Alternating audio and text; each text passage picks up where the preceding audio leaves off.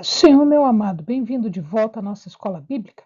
Nós estamos estudando o livro de Primeira e de Segunda Reis. Então pegue a sua Bíblia, pegue o seu caderno de estudos, ora ao Senhor, pede a Ele discernimento, entendimento, conhecimento, sabedoria.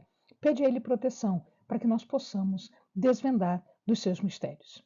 E não se esqueça de dar um like, dar um joinha aí nos nossos vídeos, compartilhar os vídeos com seus amigos e se inscrever no nosso canal.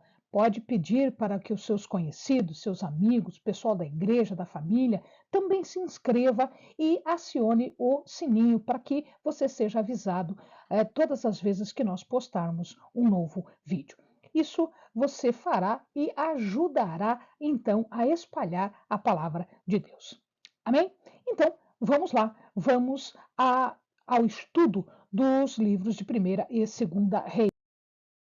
Mais especificamente, nós estamos na parte da história de Israel e de Judá até a queda do Reino do Norte, o Reino de Israel.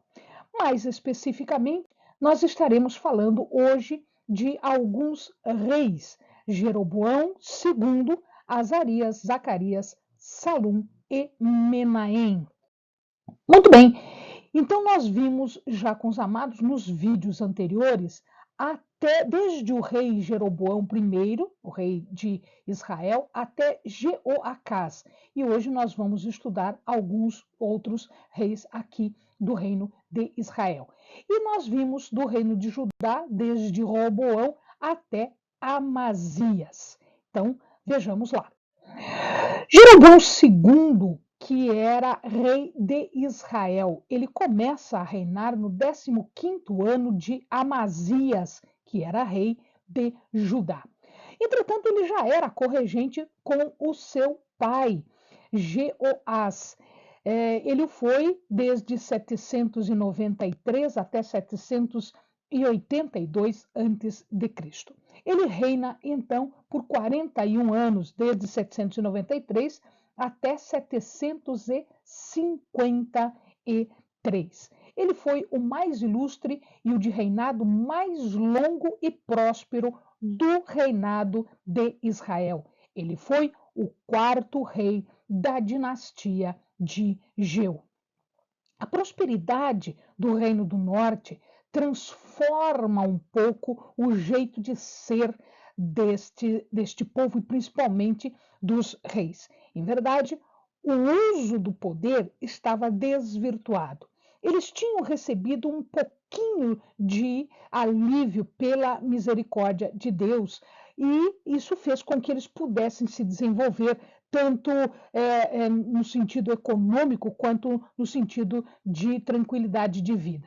Mas em vez disso se transformar numa adoração ao Senhor, numa modificação do jeito de vida, não, isso não foi o que aconteceu. Eles transformaram o seu viver, a prosperidade, né? Transformou o seu viver num mau uso do poder, numa luxúria, numa opressão àquele que era necessitado. Deus manda profetas. Amós é desta época, Isaías é desta época, Miqueias é desta época. Como eles não se emendaram de todas estas informações, de todas estas admoestações por parte dos profetas que o Senhor mandou, a Deus se inflama, a sua ira se inflama, e aqui nós vamos observar uma derrocada do Reino do Norte. A história mostra aqui para nós um avanço de hipostasia, um avanço de corrupção e de idolatria. Deus envia também um profeta de nome Jonas. Este Jonas, filho de Amitai, e também o profeta Oséias, para profetizar o cativeiro e a derrubada, o ocaso de Israel. Este Jonas foi o mesmo Jonas que realizou um ministério em Nínive, e que nós já estudamos, nós temos um vídeo, ou vários vídeos, sobre este profeta e sobre a sua missão em Nínive, na Assíria. Jeroboão foi um dos responsáveis por um grande movimento de construções, porque, como havia relativa paz, houve também um crescimento econômico e isto propiciou um desenvolvimento de construções e de alterações, em verdade, na forma da aparência de luxúria e de bem-estar. Jeroboão construiu em Tirza, reparou uma grande parte da chamada porta e do palácio local de Tirza, com grandes prédios, enfim, fundamentos de pedra, o que na época era sinal de riqueza e de ostentação. E Meguido, ele fez um poço, um grande poço para a estocagem de grãos. Ele era capaz de estocar aproximadamente, dizem os estudiosos, aproximadamente 13 mil alqueires de grãos, a colheita relativa a 13 mil alqueires de plantação. A autoridade de Jeroboão, ela se estende de um lado a outro, desde Ramate até lá no norte, em Damasco. Zacarias foi o último da dinastia de Jeú e ele sobe ao trono quando Jeroboão morre. Esse aqui, então, nós vamos ver agora o final da dinastia de Jeú com Zacarias. Ao mesmo tempo, nós temos em Judá, reinando em Judá, Azarias, também chamado de Uzias. Azarias quer dizer Yahvé é meu auxílio. Em algumas Bíblias, ou em partes diferentes da Bíblia, Azarias é chamado de Uzias, que quer dizer minha força é Yahvé. Ele começa a reinar com 16 anos de idade e ele faz em corregência com seu pai. E ele reina em conjunto com seu pai por 24 anos. O seu reinado sozinho inicia em 768 e ele vai se estender por 28 anos. No total, ele tem 52 anos de reinado, desde 792, quando ele começa com seu pai, até 740, né, já sozinho, quando ele morre. Ele começa a reinar quando Jeroboão II está no trono. Ele está no 27º ano do reinado de Jeroboão II em Israel.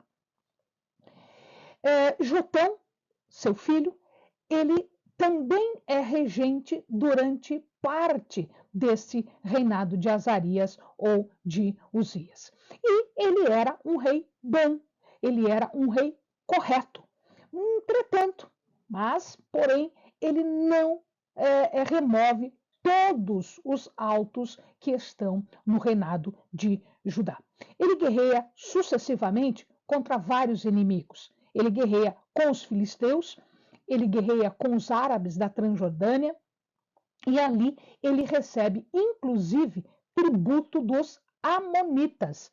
Ele estabelece uma série de torres de vigia no deserto, exatamente para a proteção do seu território. E uma destas torres estava em Qumran. Qumran, o amado já ouviu falar, foi onde se encontra, depois de muito tempo, já no nosso século, onde se encontram alguns manuscritos, chamados manuscritos do Mar Morto, lá em Qumran. Elat foi reconstruída nesse tempo e Ezion-Geber foi ampliada. Lembrem que Elat e Ezion-Geber ficavam no Golfo de Acaba e ali estavam alguns portos famosos que haviam sido construídos e erigidos e estavam em funcionamento no tempo de Salomão, quando ele realizava as suas viagens de mercadores. Né? Então, ali ele também fez uma reconstrução, ele reparou estes portos. Azarias foi atingido pela lepra. Ele se torna leproso. A lepra aqui é dita sarat. Esse sarat, ou essa lepra, era em verdade um conjunto de doenças, não era só a lepra como nós conhecemos hoje, mas eram muitas doenças de pele, eram chamadas no seu gênero como lepra. E a lepra, naquela época, era entendida como uma doença imposta por Deus. Então, nos tempos bíblicos, quando uma pessoa era leprosa, se entendia que havia sido Deus quem afligiu esta pessoa como uma forma de punição por alguma razão. Neste caso aqui, Azarias foi atingido por causa de ter sido ele, ter tentado usurpar a função de sacerdote. Ele estava tentando queimar incenso no templo. E isso não era permitido para qualquer pessoa, só era permitido para os sacerdotes autorizados. E aí, por conta da sua presunção, por conta da sua arrogância, ele foi atingido pela lepra. Ele viveu separado, como todos os leprosos deveriam viver. Ele viveu em Ramat Rael, separado, sozinho, porque ele não podia ter comunhão com outras pessoas. E o seu filho Jotão, então, no final do seu reinado, é que ele vai assumir como governador efetivo do povo e da terra. Ele era, portanto, o administrador do palácio no lugar de Azarias. O seu orgulho, portanto, foi quem levou a infidelidade e a lepra. É interessante que Azarias não foi sepultado no lugar do mausoléu real ou onde todos os outros reis eram sepultados. E por que isso não aconteceu? Exatamente por causa desta doença, né, da aflição pela lepra. E no seu ministério, aqui, quando da sua morte, é que o Senhor chama Isaías para o seu ministério, o ministério de Isaías. Nesse meio tempo, Zacarias está assumindo o governo, o reinado no reino de Israel. Após a morte, então, de Jeroboão II, Zacarias sobe ao poder. E ele foi o último rei da dinastia de Jeú. Então, Jeú, Jeoacás, Joás, Jeroboão, que foi o quarto, e Zacarias, o quinto e último. Então, neste caso, nós temos 102 anos, somando o reinado de cada um deles, 102 anos da dinastia de Jeú. Entretanto, Zacarias reina apenas por 6 meses, em 753, e ele sobe ao trono no 38º ano, enquanto Zacarias era rei de Judá. Termina aqui praticamente, agora nós vamos ver uma sucessão de reis já na decadência do reinado do norte, ou seja, o reino do norte vai desaparecer imediatamente. Faltam poucos anos para que o reino do norte desapareça. Zacarias não andou no caminho do Senhor, muito pelo contrário. Nesses 6 meses, ele fez o que era mal diante dos olhos do Senhor. E ele foi assassinado por Salum. Salum era filho de Jabes. E este assassinato, muito provavelmente, foi apoiado pela população que não gostava de Zacarias. Cumpre-se, então, com a morte de Zacarias, a profecia dada a Jeú por conta da sua parcialidade na obediência. Uma vez que Jeú não foi totalmente obediente ao Senhor e ele fez coisas ruins, assim como ele fez coisas boas, ele ficou por tanto tempo, a sua dinastia ficou no poder por muito tempo, ou seja, por 4 gerações, né? Jeoacás, Joás, Jeroboão II e o próprio Zacarias. Mas ele não fez tudo e, portanto, então, uma vez que a sua obediência tenha sido parcial, ele acaba perdendo, né, a sua dinastia acaba perdendo a sequência. Salum foi quem assassinou Zacarias e ele sobe ao trono quando Azarias está no seu 39º ano. Este Salum, ele reina apenas por um mês. Zimri havia governado antes de Salum por 7 dias. Salum era um usurpador e ele morre assassinado por facções rivais em luta pelo trono. Salum ficou conhecido, ele era chamado como filho de ninguém. Isto denotava o seguinte, significava o seguinte, que ele não tinha importância, que ele não tinha ancestral e ele não tinha genealogia. Ele era, portanto, sem importância. Uma vez que Salum morre, assume Menahem o reinado. Ele era um general militar, muito provavelmente, o que eles imaginam, né? E torna-se rei ao assassinar Salum. Ele reina por 10 anos, desde 752 até 742. E é engraçado que seu nome significa confortador, mas ele não foi um dos melhores, muito pelo contrário, ele continuou a apostasia de Israel e ele não trouxe conforto para a terra. Né? Ele sai de Tirza e vai a Samaria para assassinar, então, o rei Salom. Ele assume antes de Tiglat-Pileser III, que foi rei da Assíria.